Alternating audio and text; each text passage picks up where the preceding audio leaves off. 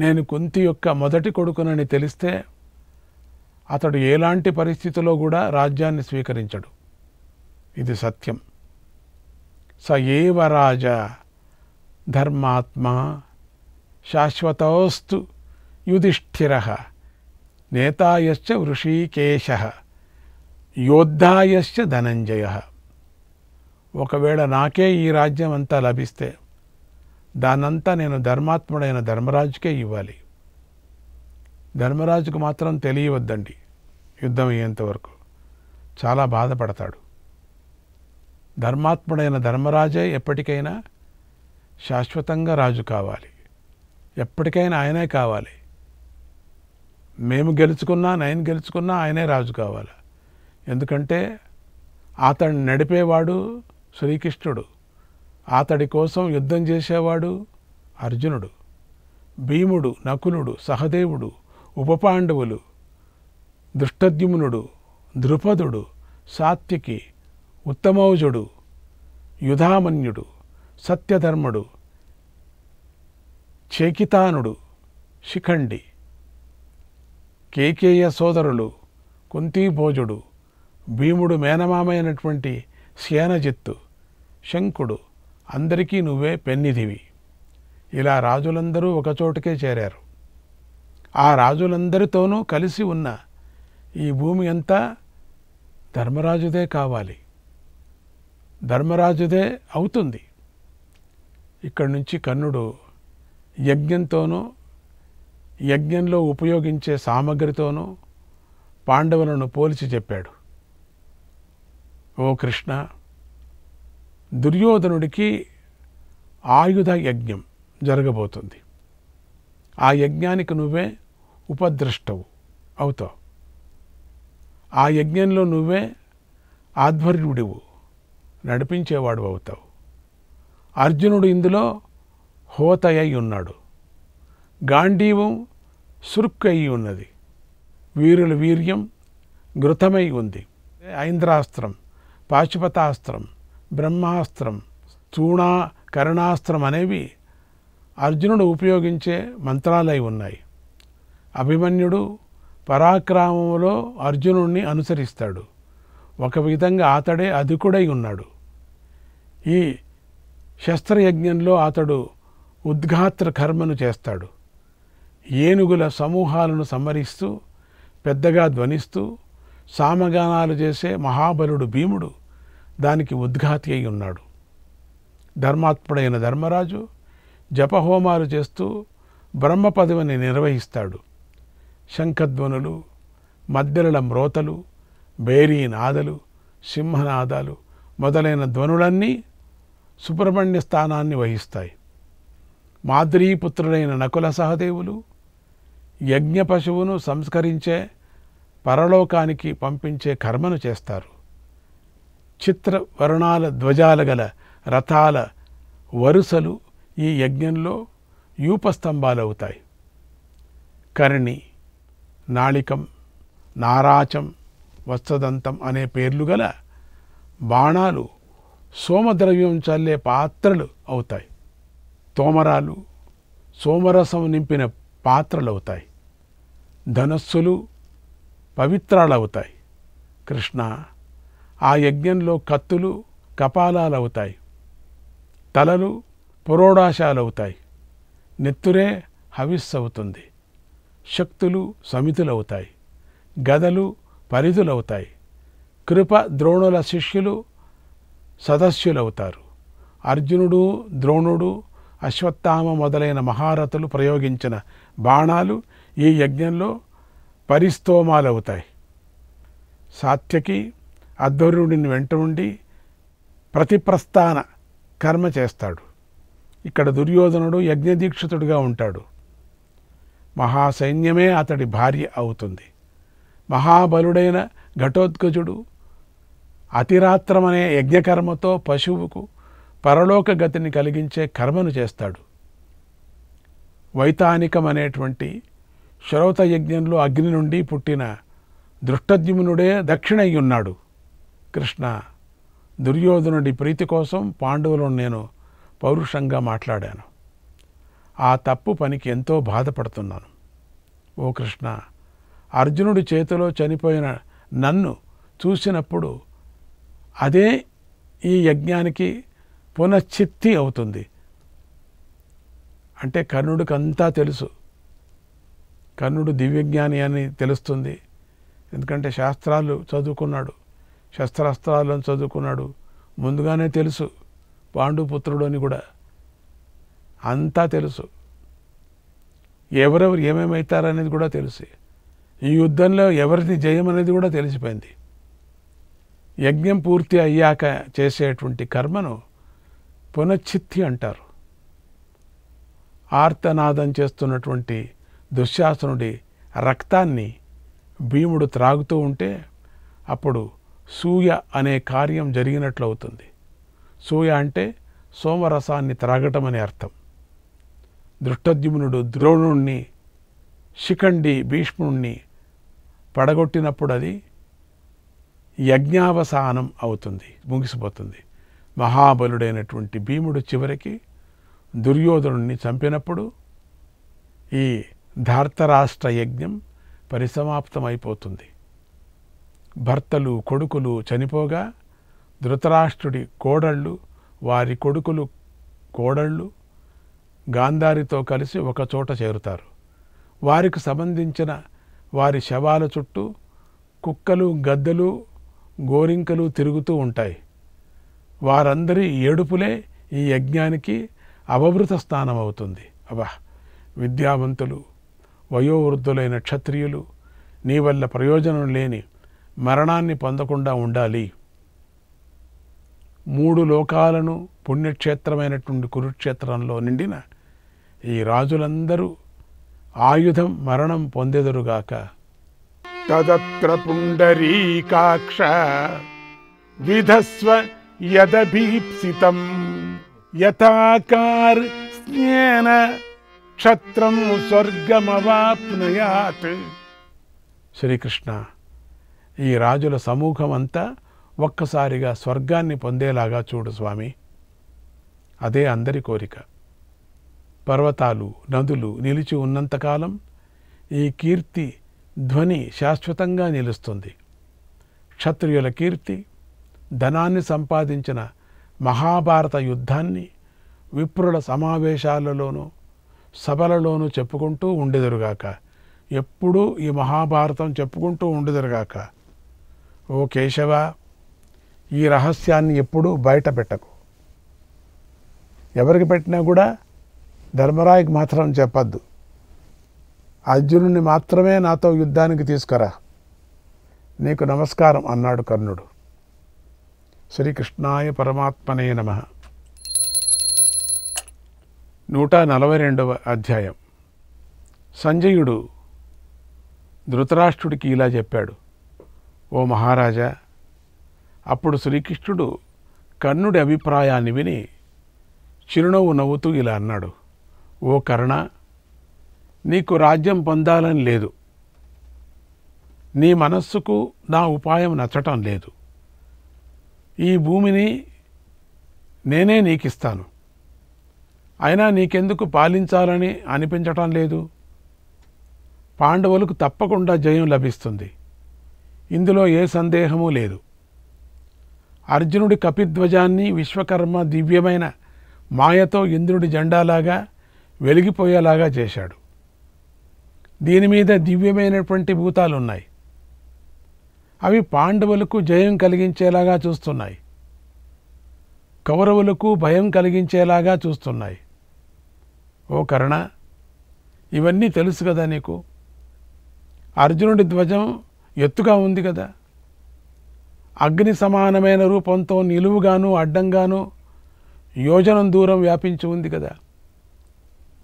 దివ్య ప్రభావం గలది కావటం వల్ల అది కొండలకు చెట్లకు తగులుకోదు. నేను సారథిగా ఉండటం వల్ల అర్జునుడు ఎలాంటి కంగారు లేకుండా దివ్యాస్త్రాలైనటువంటి ఐంద్రాస్త్రం, ఆగ్నేయాస్త్రం, వాయువ్యాస్త్రం ప్రయోగిస్తూ ఉంటాడు. అతడి గాంధీవధ్వని పిడుగుపడినట్లుగా వినిపిస్తూ ఉంటుంది. ఆ దృశ్యాన్ని చూచినప్పుడు ఇక యుగాలే ఉండవు కదా, ప్రళయం వచ్చేస్తుంది కదా. యుద్ధంలో ధర్మరాజు జపహోమాలతో తన సేనను రక్షించుకుంటూ ఉంటాడు కదా. చూడటానికి సఖ్యంగాని సూర్యుడిలాగా శత్రుసేనను మార్చివేస్తూ ఉంటాడు. ఆ దృశ్యాన్ని నువ్వు చూస్తే ఇక కృత త్రేతా ద్వాపర యుగాలు ఉండవు, ప్రళయమే వచ్చేస్తుంది. యుద్ధంలో భీమసేనుడు దుశ్శాసనుడి రక్తాన్ని త్రాగి యుద్ధభూమిలో నృత్యం చేస్తాడు. మదపుట ఏనుగు మరో ఏనుగును చీల్చి చెండాడుతున్నట్లు అతడు కనిపిస్తూ ఉంటాడు. దానిని నువ్వు చూస్తే అప్పుడు యుగాలే ఉండవు, ప్రళయమే వస్తుంది. ఈ కర్ణుడిదంతా చెప్పాడు కదా, యజ్ఞం పూర్తిగా యజ్ఞాన్ని వర్ణన చేశాడు. ఆ యుద్ధమంతా యజ్ఞానికి సమానంగా చేశాడు. కానీ కృష్ణుడు దాన్ని విడదీసి చెప్తున్నాడు. సంగ్రామంలో మీద పడుతున్న ద్రోణుణ్ణి, భీష్ముణ్ణి, కురుపుణ్ణి, దుర్యోధుణ్ణి, సైంధవుణ్ణి ఒక్క క్షణంలో అర్జునుడు ఆపివేసిన దృశ్యాన్ని నువ్వు చూస్తే యుగాలే ఉండవు, ప్రళయమే వచ్చేస్తుంది. యుద్ధంలో మహాబలవంతులైన నకుల సహదేవులు కౌరవ సైన్యాలను ఏనుగుల్లాగా అణిచివేస్తూ దట్టంగా బాణాలను ప్రయోగిస్తూ శత్రు రథాలను విరగగొట్టేస్తూ ఉంటే దాన్ని చూసిన నీకు యుగాలు ఉండవు, అంతా ప్రళయమే వచ్చేస్తుంది. ఓ కర్ణ, ఇక్కడి నుండి వెళ్ళు. ద్రోణుడికి, భీష్ముడికి, కృపుడికి ఇలా చెప్పు, ఈ మాసం సౌమ్యంగా ఉంది. అంటే ఇప్పుడు మంచి సమయం ఉంది. ఇప్పుడు ఈ సమయంలో శాంతంగా ఉంది. అంటే ఈ మాసంలో గడ్డి కట్టెలు బాగా లభిస్తాయి, ఔషధులు బాగా ఉండి అడవులు సమృద్ధిగా ఉన్నాయి, పండ్లు బాగా పండి ఉన్నాయి, ఈగలు తగ్గిపోయాయి, బురద అణిగిపోయింది, ఈగలు తగ్గిపోయాయి, స్వచ్ఛమైన చక్కని నీరు లభిస్తుంది. ఈ కాలం ఎక్కువ వేడి కాదు, చల్లనిది కాదు, చాలా సుఖాన్ని కలిగిస్తుంది. సప్తమాచాపి దివసాత్ అమావాస్య భవిష్యతి సంగ్రామో యుజ్యతాం తస్యాం తామాహుః శక్రదేవతాం. ఇప్పటికి 7 రోజుల తర్వాత అమావాస్య వస్తుంది. ఆ రోజుకు ఇంద్రుడు అధిదేవత అయి ఉన్నాడు. ఆ రోజునే యుద్ధం ప్రారంభమవుతుంది అని చెప్పు. అలాగే యుద్ధానికి వచ్చిన రాజులందరికీ కూడా చెప్పు, నీ కోరికను నేను సంపూర్ణంగా తీరుస్తాను అని చెప్పు.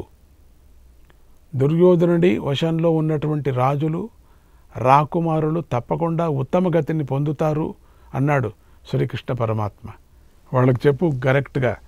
ఇంకా 7 రోజులకి ఇక ఈ రోజు నుంచి శ్రీకృష్ణాయ పరమాత్మనే నమః. 143వ అధ్యాయం. సంజయుడు ధృతరాష్ట్రుడికి ఇలా చెప్పాడు.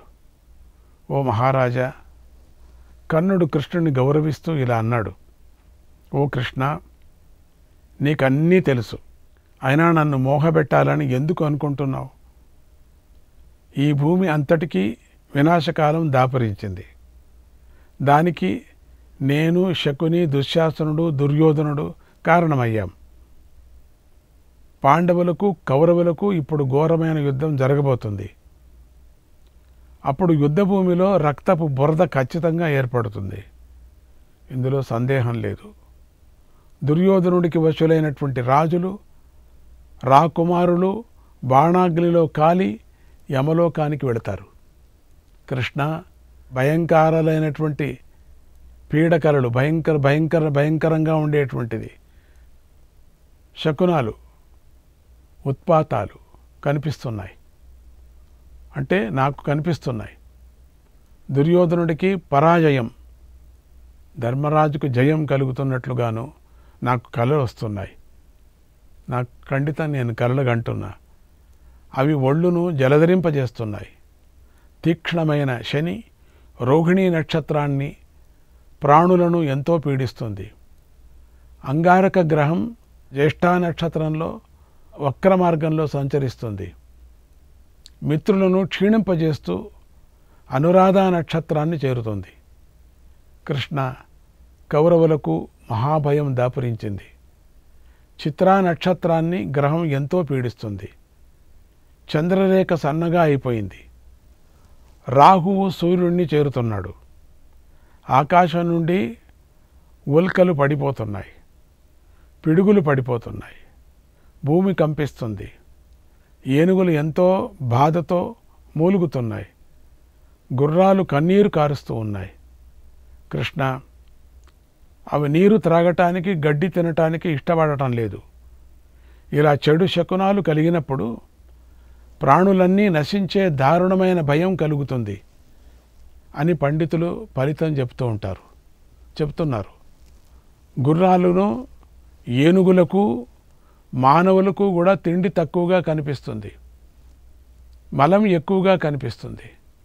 ఓ కృష్ణ, ఈ లక్షణాలన్నీ దుర్యోధనుడి సైన్యాలన్నిటిలోనూ కనిపిస్తున్నాయి. దీనికి ఓటమియే ఫలితం అని బుద్ధిమంతులు చెబుతున్నారు. అటు పాండవుల వాహనాలు ఉత్సాహంతో గంతులు వేస్తున్నాయి. వారి వైపున మృగాలు ప్రదక్షిణంగా తిరుగుతున్నాయి. అది వారికి జయసూచకమై ఉంది. దుర్యోధనుడి సేన దగ్గర మృగాలు అపసవ్యంగా తిరుగుతున్నాయి. రూపాలే కనిపించకుండా అదృశ్యంగా మాటలు వినిపిస్తున్నాయి. ఇవన్నీ పరాజయానికి గుర్తులు. నెమళ్ళు, హంసలు, బెగ్గురు పక్షులు, చాతకాలు, చకోరాలు అనేవి మంచి శకునాలు.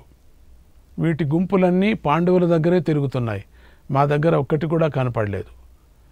ఇక్కడ కనపడేవి ఏమిటంటే గద్దలు, రాబందులు, కొంగలు, డేగాలు, మూలుగుతుండే రాక్షసులు, ముసలి రాక్షసులు, కుంటుతుండే తోడేళ్ళు, ఈగల గుంపులు అనేవి చెడు శకునాలు. ఇవన్నీ కౌరవుల వెంట పరుగులు తీస్తున్నాయి. అంటే తొందరగా కింద పడిపోతే ఇవన్నీ తినటానికి. దుర్యోధనుడి సేనల్లో బేరుల మోత లేనే లేదు. పాండవుల సేనలో ఎవరూ మ్రోగించకుండానే బేరులు మ్రోగుతున్నాయి. ఎవరు మోగిస్తున్నారో తెలీదు. దుర్యోధనుడి సైన్యాల దగ్గర ఉన్నటువంటి జలాశయాలు, ఆవులు, ఎద్దులు రంకెలు వేస్తున్నట్లుగా శబ్దం చేస్తున్నాయి. అది పరాజయానికి సూచన. వరుణదేవుడు మాంసంతోనూ రక్తంతోనూ వర్షం కురిపించాడు. అలాగే సూర్యుడి చుట్టూ నల్లటి గుడి ఏర్పడింది. ఆ గుడి ప్రాకారంతోనూ, అగడతతోనూ, కోటతోనూ, తోరణాలతోనూ కనిపిస్తుంది. ఉదయ సమయంలోనూ అస్తమయం సమయంలోనూ చాలా భయం కలుగుతోంది. నక్క భయంకరంగా అరుస్తుంది. ఇదంతా మా పరాజయానికి లక్షణం. ఒకే రెక్క, ఒకే కన్ను, ఒకే కాలు కలిగిన పక్షులు అసఖ్యంగా మాపైన రెట్టలు వేస్తున్నాయి. ఇది కూడా పరాజయానికి లక్షణం. నల్లని కంఠాలతోనూ ఎర్రని పాదాలతోనూ ఉన్న పక్షులు భయంకరంగా సంధ్యావేళ ఎదురుగా వెళుతున్నాయి. ఆడ వెళ్ళకూడదు. వెళితే ఇది కూడా ఓటమికి లక్షణం. కనుక కౌరవులకు పరాజయం ఖాయం. హే శ్రీకృష్ణ, మానవుడు ముందు విప్రులను, గురువులను ద్వేషిస్తాడు. భక్తిగల సేవకులను ద్వేషిస్తాడు. అలా చేస్తే అది పరాజయానికి లక్షణం, పతనానికి సూచన. తూర్పు దిక్కు ఎర్రగాను, దక్షిణ దిక్కు నల్లగాను, పడమర దిక్కు పచ్చికుండ రంగుతోనూ, ఉత్తర దిక్కు శంఖం రంగుతోనూ ఉండకూడదు. అంటే దారుణమైన నష్టం జరుగుతుందని సూచన. ఇటు దుర్యోధనుడి సేనకు దిక్కులన్నీ మండిపోతూ ఉన్నట్లుగా కనిపిస్తున్నాయి. శ్రీకృష్ణాయ పరమాత్మనే నమః.